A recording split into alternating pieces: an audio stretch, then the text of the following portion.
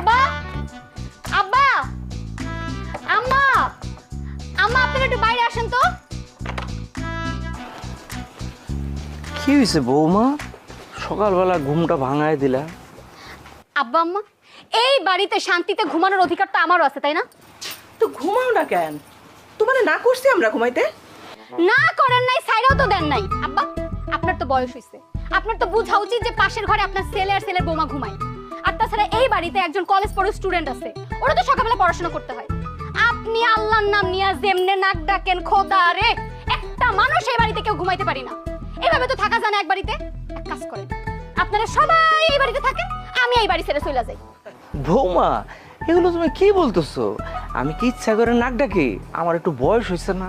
সেটাই, আর একটা বয়সের পর যখন রোগ বালাই হয় সেটা ট্রিটমেন্ট করাইতে হয়।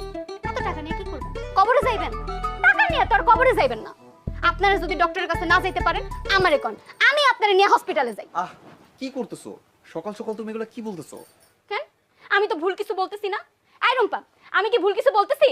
না, ভাবি তো ঠিকই বলছে। এরপর তো রেজাল্ট খারাপ হলো, তোমরা সবাই ছিল। আর আমি কি বলতে পারি বাবার নাক ডাকার যন্ত্রণায় আমি একদিনও পড়াশোনা করতে পারি না? ব্যাস ব্যাস, অনেক হয়েছে। তোমার আব্বার নাক ডাকা দিয়েই তো সমস্যা। আজকে আমি হারুন রে ডাইকা তোমার আব্বার নাক ডাকা বন্ধ হয় এইরকম একটা মেশিন কিনা দিব, তাহলেই তো সমস্যার সমাধান। বাদ দাও না। কিসের বাদ দিব? প্রতিদিন এই সমস্ত ঝামেলার ভাল লাগে না। আম্মা, আপনি মেশিন লাগান, কামান লাগান, যা মন চাই করেন, আমি জাস্ট একটু শান্তিতে ঘুমাইতে চাই, আর কিচ্ছু না।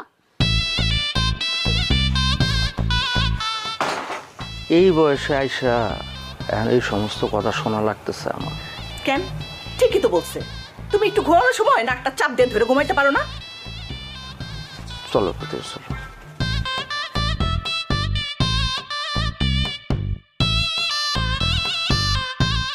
কি অবাক হইতেছেন? অবাক হওয়ার কিচ্ছু নাই। এই বাড়িতে এরকম নাটক দিয়ে প্রত্যেকদিন আমাদের দিন শুরু হয়।